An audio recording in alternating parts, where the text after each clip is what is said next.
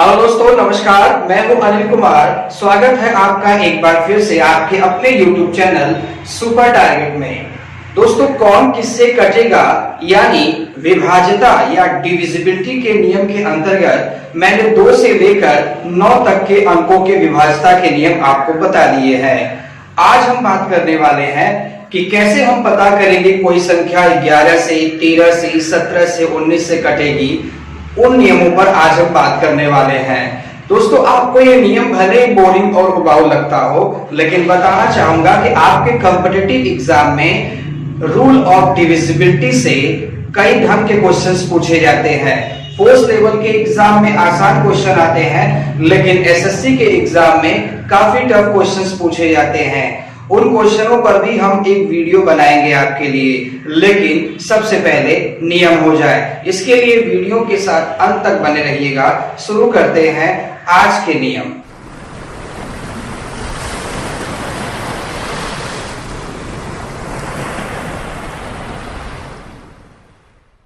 2 से 9 तक के अंकों की विभाज्यता के नियम देखने के बाद आइए देखते हैं कि 11 की विभाज्यता का नियम क्या है। कैसे हम पता करेंगे कि ये संख्या 11 से ही कटेगी।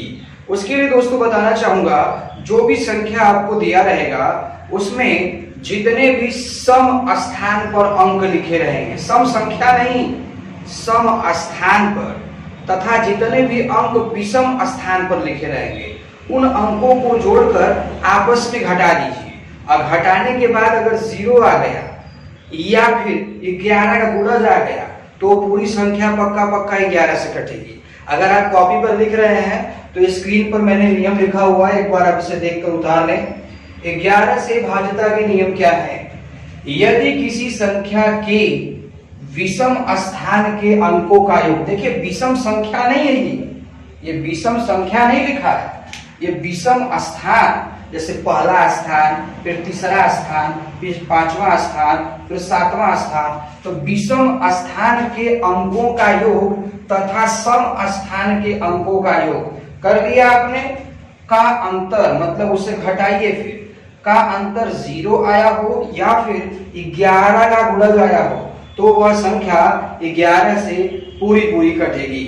उदाहरण के तौर पर अगर देखना चाहें तो हमने 3 एग्जाम्पल भी यहाँ पर रखे हुए हैं। पहला एग्जाम्पल है 5, 6, 3, 6, 4। क्या ये संख्या 11 से कटेगी? अभी चेक कर लेते हैं। नियम कहता है कि विषम स्थान के अंक और सम स्थान के अंक को पहले जोड़िए। तो देखिए, ये पहला स्थान है, पहला के बाद तीसरा स्थान, तीसरा के बाद 5वां स्थान। मैंने विषम स्थान के अंकों को जोड़ेंगे। 5, 3, 8 और 4, 12। ये विषम स्थान के अंकों को जोड़ा गया। अब सम स्थान को जोड़िए। सम शुरू कहां से 2 से होता है, तो 6, ये 2 हो गया, 2 के बाद चौथा स्थान, तो 6 कितना आ गया? 12। तो ये विषम स्थान है और ये सम स्थान है। तो विषम स्थान का अंक और सम स्थान का अंक का अंतर 0 आया है, यानी ये संख्या पक्का 11 से कटेगी। दूसरा उदाहरण देख लिया जाए, देखते हैं क्या ये 11 से कट रहा है। पहले विषम स्थान के अंकों को जोड़ा जाए। 1, 3, 5, 7। अब जोड़िए। 2, 6, 8, 8, 7, 15, 15, 6, 21। विषम स्थान के अंकों का योगफल 21 आ गया। अब सम स्थान के अंकों जोड़िए। 2 के बाद चौथा स्थान, चौथा के बाद देखिए छठा स्थान ये है, फिर 8वां स्थान। तो 3, 9, 12 हो गया। 12, 0, 12, 12, 9, 21। यानी ये संख्या भी 11 से पूरी कटेगी। एक और उदाहरण देख लिया जाए। अब इसमें सम स्थान के अंकों को जोड़िए। 1 और 2, 1 के बाद तीसरा स्थान, तीसरा के बाद 5वां स्थान, 5वां के बाद 7वां स्थान। अब जोड़िए। 1 और 2, 3, 3, 9, 12, 12, 7, 19। अब सम स्थान को जोड़िए। सम स्थान 2 शुरू होता है, दूसरा स्थान, फिर चौथा स्थान, फिर 6वां स्थान, 8वां स्थान तो है नहीं यहाँ पर। चलिए, तो 7 और 9, 16, 16, 3, 19। यानी ये संख्या भी 11 से पूरी कटेगी। तो दोस्तों याद रखिएगा कि अगर किसी संख्या के विषम स्थान तथा सम स्थान के अंकों का योग का अंतर, जी हाँ, विषम स्थान के अंकों का योग, सम स्थान के अंकों का योग आपस में घटाने पर या 0 आए या फिर 11 का गुणा जाए। मतलब घटाने पर अगर 11 आ जाए, घटाने पर 22 आ जाए, घटाने पर 33 आ जाए, तब भी वो संख्या 11 से पूरी कटेगी।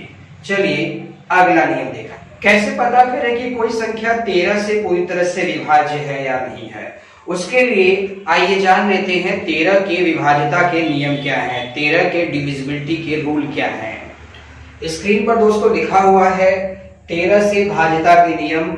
यदि किसी संख्या के अंतिम अंक में, जो संख्या आपको दिया गया है उस संख्या के अंतिम अंक में 4 से गुणा करके, बिल्कुल अंतिम अंक में आपने 4 से गुणा कर दिया, गुणा करने के बाद जो शेष संख्या बचा है उसमें जोड़ते जाइए,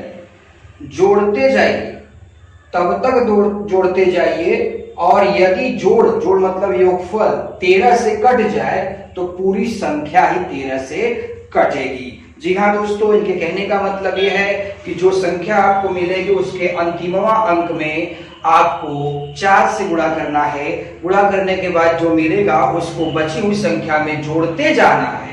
जैसे पहली बार आपने जोड़ा, आपको जो संख्या मिली आप देख के समझ नहीं पा रहे हैं कि 13 से कटेगा कि नहीं कटेगा, तो एक बार और 4 से गुणा करिए, फिर जोड़िए, कहीं ना कहीं आपको दिख जाएगा कि वो संख्या 13 से कट रहा है कि नहीं कट रहा है। दोस्तों एग्जाम्पल की अगर बात करें तो एक एग्जाम्पल हमने लिया है 1066।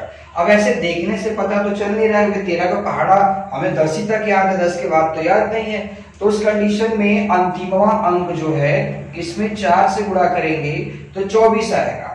अब बचा हुआ में 24 जोड़ दीजिए, तो 6 4 10 हो गया, 0 और 2 2 और एक हाथ जो था वो जोड़ दीजिए 3, 130 आ गया। तो क्या 130 13 से कट सकता है? ये तो बच्चा बता सकता है कि 130 13 से कट सकता है, 13 दहा में 130 होता है, यानी ये पूरी संख्या 13 से कट जाएगी। एक और एग्जाम्पल देख लिया जाए। अब ये संख्या 13 से कटेगा कि नहीं कटेगा? अंतिम अंक में 4 से गुणा करेंगे, 7 चौक 28, अब बचे हुए में 28 जोड़ दीजिए, तो 5 8 13, 2 2 4 और एक हाथ जो लगा था 5 हो गया, फिर 2 6। अब ये देखने से पता ही नहीं चल रहा है कि 13 से कटेगा कि नहीं कटेगा, तो एक बार और 4 से गुणा करिए, 4 3 12, 12 जोड़िए इसमें, 5 2 7, 2 1 3। अब ये भी पता नहीं चल रहा है कटेगा कि नहीं कटेगा, तो एक बार और 4 से गुणा कर लीजिए, 7 चौक 28, अब 28 जोड़िए, 8 3 11, 6 2 8 1 9। बिल्कुल 91 13 से कटता है, 13 7 91 होता है। अगर अभी भरोसा ना हो तो एक बार और 4 से गुणा कर सकते हैं आप। तो दोस्तों आपको शायद समझ में आ रहा होगा 13 से भाज्यता का नियम। चलिए आगे देखते हैं। कोई संख्या 17 से किस प्रकार विभाजित होगी, ये कैसे पता किया जाए। देखते हैं कैसे पता कर सकते हो कि ये बड़ी से बड़ी संख्या 17 से ही कटेगी। तो दोस्तों बताना चाहूंगा कि अगर किसी संख्या के अंतिम अंक में आप 5 से गुणा कर दें और गुणा करने के बाद जो आपको मिलेगा वह बची हुई संख्या में से घटाते जाएं और तब तक घटाइए जब तक कि अंतिम अंतर 17 से न कट जाए। अगर ऐसा होता है तो पूरी संख्या 17 से कट सकती है। हाँ, अगर नहीं हुआ तो संख्या 17 से नहीं कटेगी। अगर आप लिख रहे हैं तो स्क्रीन में मैंने नियम लिखा हुआ है, आप देख लीजिए। 17 से भाज्यता क्या नियम है? यदि किसी संख्या के अंतिम अंक में 5 से गुणा करके शेष संख्या में से घटाते जाएं और यदि प्राप्त अंतर मतलब घटाने के बाद जो मिला अंतर 17 से कट जाए तो समझ लीजिए पूरी संख्या ही 17 से पूरी तरह से विभाज्य होगी। उदाहरण के तौर पर जो उदाहरण मैंने लिखे हुए हैं आप देख लीजिए इसे। अब ये संख्या 17 से कटेगा कि नहीं कटेगा जांच कर लेते हैं एक बार। अभी मैंने कहा कि अंतिम अंक में 5 से गुणा करेंगे, तो 8 में जब आप 5 से गुणा करेंगे तो 40 आएगा। गुणा करने के बाद जो आएगा शेष संख्या में से घटाना है, तो 8 में 0 गया 8, 5 में 4 गया 1। अब 918 कटेगा कि नहीं कटेगा हम समझ नहीं पा रहे हैं, तो एक बार इसमें भी 5 से गुणा करिए, 5 8 40 आ गया। 40 घटाइए इसमें से तो क्या 51 17 से कटता है? बिल्कुल 17 या 51 होता है, यानी ये पूरी संख्या 17 से कट सकती है। एक और उदाहरण देख लिया जाए। अब 9 में आप 5 से गुणा करेंगे तो 9 × 5 = 45, 45 घटाइए इसमें से, 7 में 5 गया 2, 7 में 4 गया 3, 6 1। समझ नहीं पा रहे हैं? एक बार और घटाइए, 5 से गुणा करिए 10, 10 घटाइए 3 5, 153। बिल्कुल मुझे 17 का पहाड़ा अच्छे से याद है, 17 9 153 ही होता है दोस्तों। तो मेरे हिसाब से आप धीरे धीरे समझ रहे होंगे। अगला, कैसे पता करें कोई संख्या 19 से पूरी तरह से विभाजित है या नहीं है? हमें 4 ऑप्शन में 4 बड़ी बड़ी संख्याएं दे दिया जाए और पूछ दिया जाए कि निम्न में से कौन सी संख्या 19 से पूर्णतः विभाज्य है, तो कैसे पता करेंगे हम? उसके लिए दोस्तों बताना चाहूंगा कि उस संख्या के अंतिमवां अंक में आप 2 से गुणा कर दीजिए। जी हाँ, प्रश्न में जो संख्या आपको दी गई है उस संख्या के अंतिम अंक में 2 से गुणा कर दीजिए।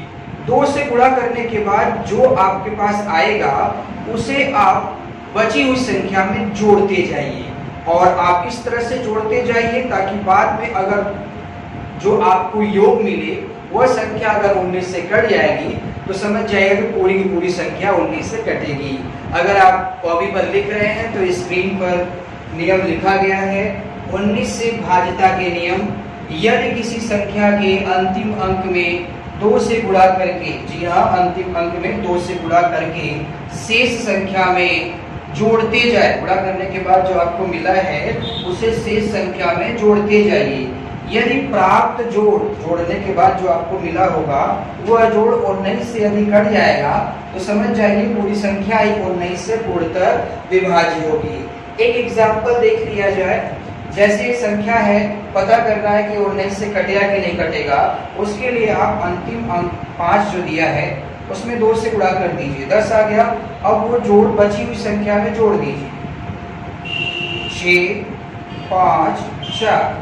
अभी 456 19 से कटेगा कि नहीं कटेगा समझ नहीं पा रहा हूँ। एक बार और गुणा करिए, अंतिम अंक में 2 से गुणा करिए, 6 × 12। अब 12 जोड़ दीजिए, 5 2 7, 4 1 5।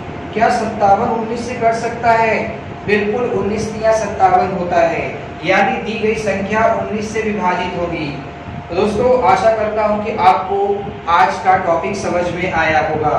दोस्तों नंबर सिस्टम संख्या पद्धति के अंतर्गत आप पढ़ रहे थे रूल ऑफ डिविजिबिलिटी, भाज्यता के नियम, जिस कड़ी में मैंने 2 वीडियो के माध्यम से आपको भाज्यता के नियम समझाए। पहले वीडियो में मैंने 2 से 9 तक के अंकों की भाज्यता के नियम बताए और आज दूसरे वीडियो के माध्यम से मैंने 11 से 19 तक के भाज्यता के नियम आपको बताए।